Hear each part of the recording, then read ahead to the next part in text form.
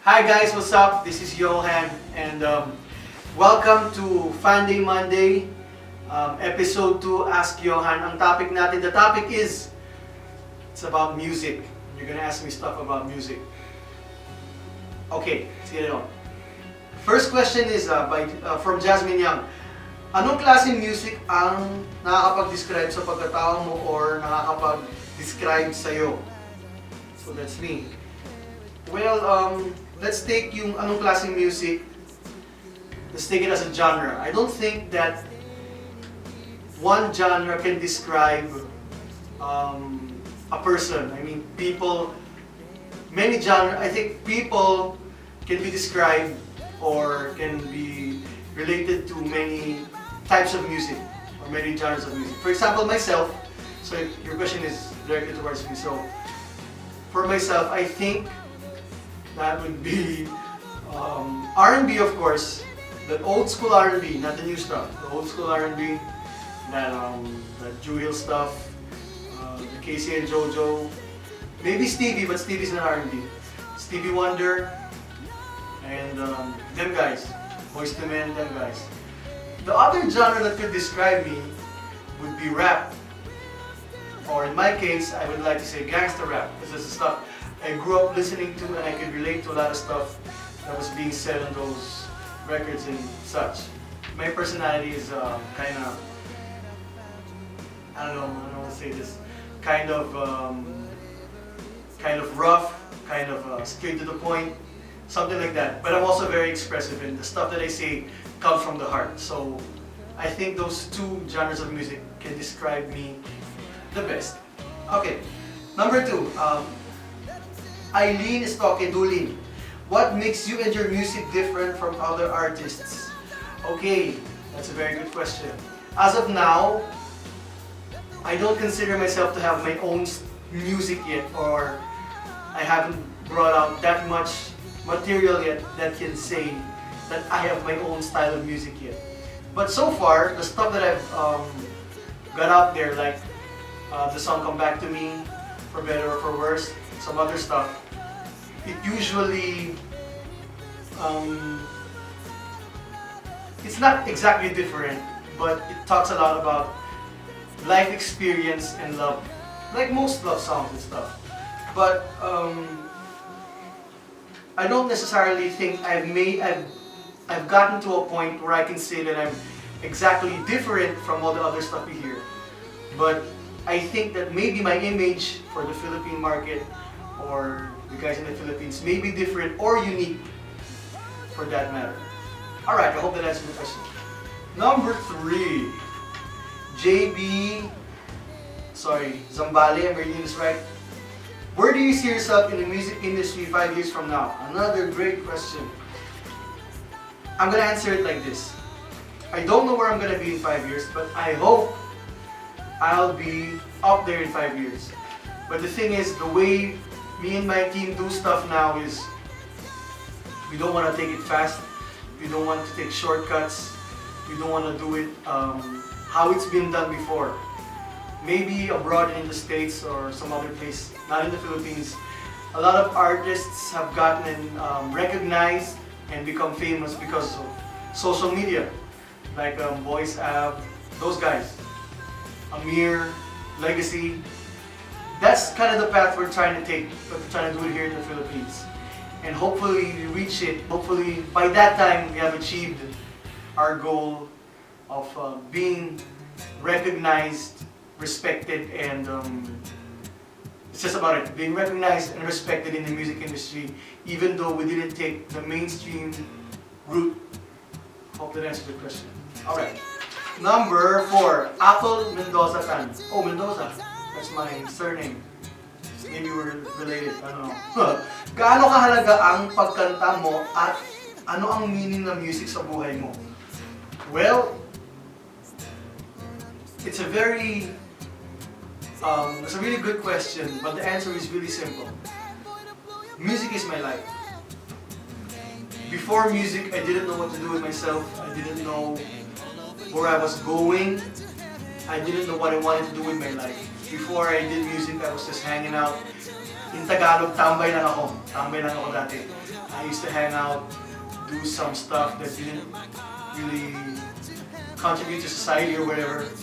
Sa madaling salita, in a nutshell, I had no idea what I wanted to do in my life before music. And then I found out that I could sing, and from there on, I found myself, was able to fix myself, and here I am today. So, music is my life.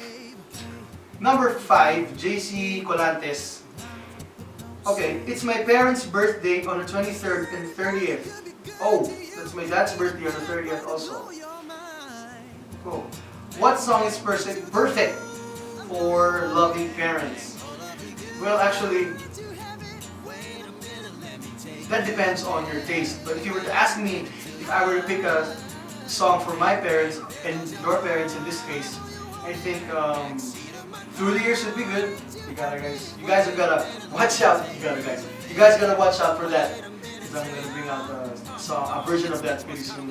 You know the song, right? Through the Years. You know that. You know that song. That's a good song. Any song that talks about staying together, respecting each other, holding on to each other, even if it's hard, the good and the bad times. All songs with those themes, my bad, are really good for parents who've been together. Anyway, happy birthday to your mom and dad. You didn't put the name, so I'm just gonna say happy birthday. Okay, question number 6 is from Micah Janari Samuya Loren Cano Casim. That's a really long name.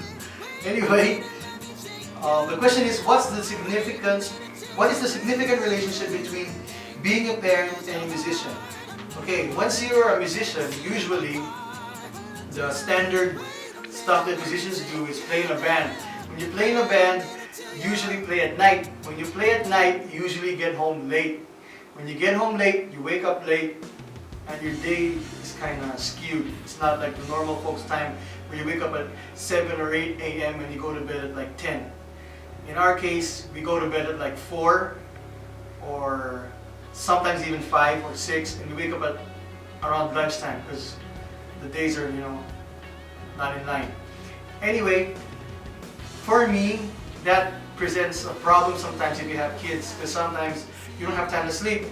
And when you don't have time to sleep, you don't rest. And when you don't rest, you get sick, you get moody, or you don't function properly. So I think that's just one example of the stuff that comes along with being a musician and being a parent at the same time.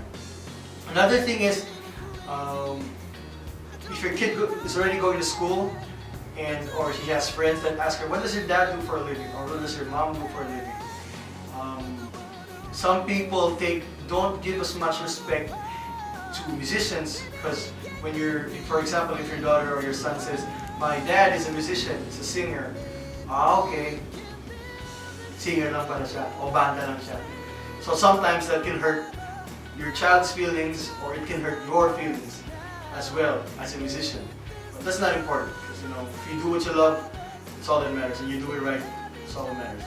Another thing I would like to add is the fact that when you have your work at night, so you deal with people from the night. You know what I mean? Not exactly doctors or lawyers or teachers and stuff. You deal with shady folks. So you don't want to bring that culture home.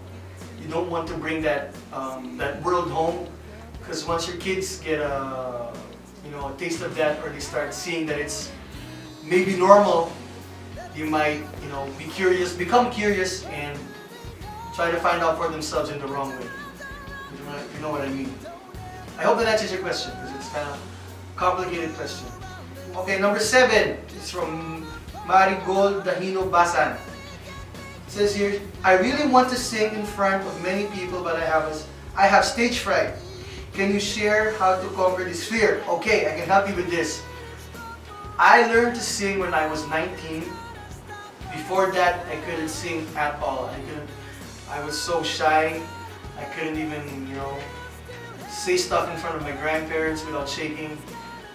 I was really, in Tagalog, sobrang mahiyain ako, sobrang mahiyain.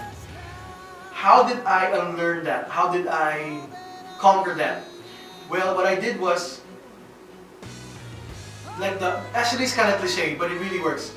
Practice makes perfect. So the more times you spend time in front of people, the more and more you do it, it becomes normal and second nature. When you see people, you don't get intimidated anymore because you're so used to looking at them, you're so used to expressing yourself in front of them that even if they frown upon you or they disrespect you or whatever, it doesn't faze you anymore. It doesn't really matter. All you want to do is just do your thing, do your stuff, sing if you want to sing. If you're a singer, just do your stuff, sing, and that's all that matters. No, when you're on stage, it doesn't matter. Of course it matters, but your state of mind has to be, if I do what I do right, if I do what I'm doing right, the way they react is only second priority. Usually the cause of stage fright is you're thinking that people will judge you when you're on the stage. So if you get that out of your head and you're not afraid of the judgment, you're not afraid of the opinions, then that's going to be a big help. Another funny trick is, if you want to speed it up, if you're on stage and you really have to look at your audience and look at their faces, you don't have to look into their eyes. Try looking at their foreheads. Once you do that, it looks like you're looking at their faces.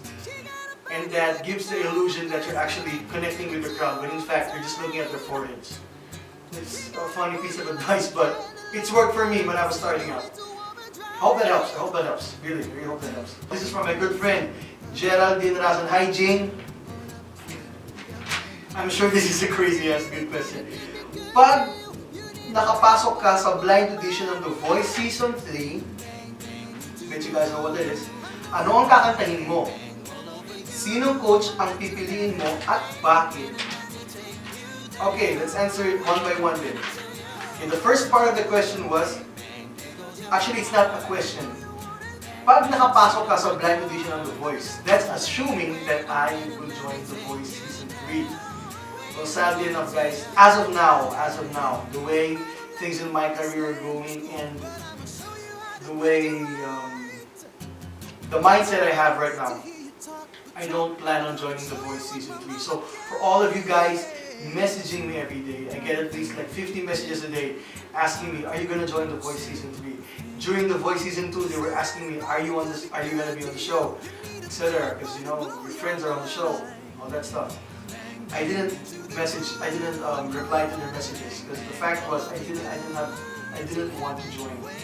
Not because it's a bad show, it's a really entertaining show.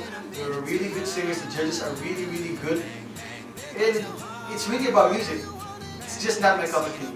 Like my friend Carl says, it's not my cup of tea.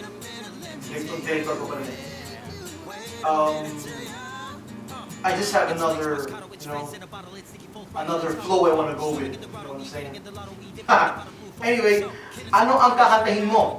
So this is assuming if I join The Voice, what song would I sing?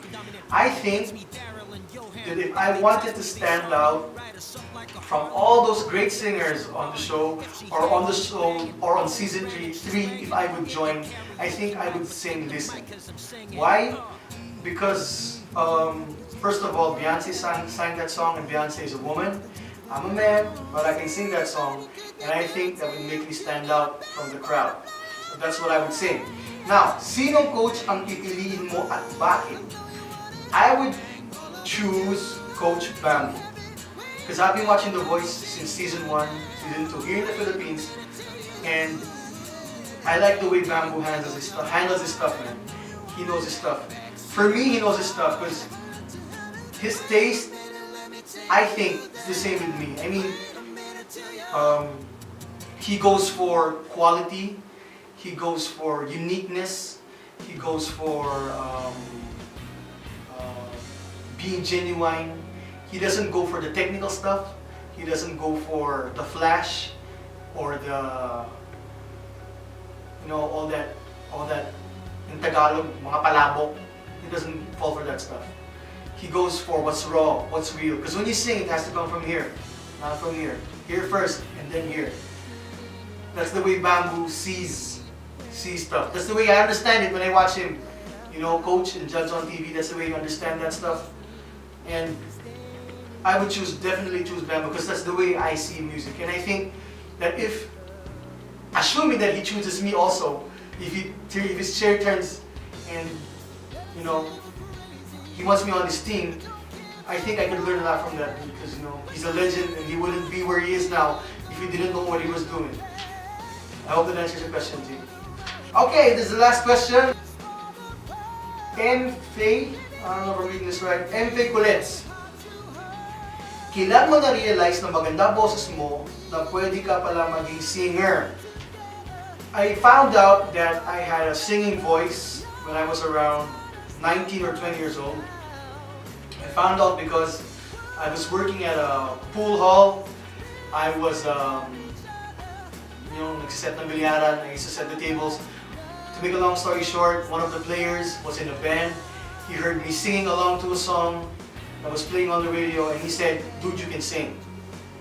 And then I started thinking, yeah, maybe I can sing. And then I started practicing. And then I got better and better and better, and I am where I am today. I realized that I could do this professionally when I auditioned for bands, and then bands got me, and then I was starting to make money. So I said, I'm going to make a living out of this, because what better living is there to have job, in that sense, if you don't love what you do. I hope that answered your question. Hi guys, this is Johann again. Thank you for watching my video, #FunDayMonday, Ask Johann, episode 2. That was what you just watched. Thank you.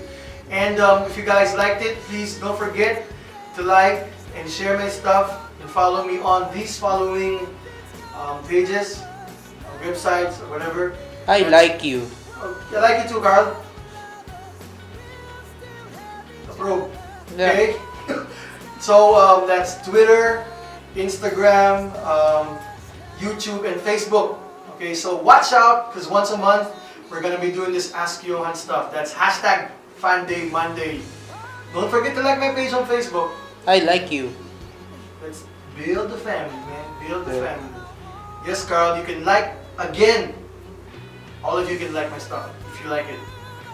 That's all. Till next time. Hinday!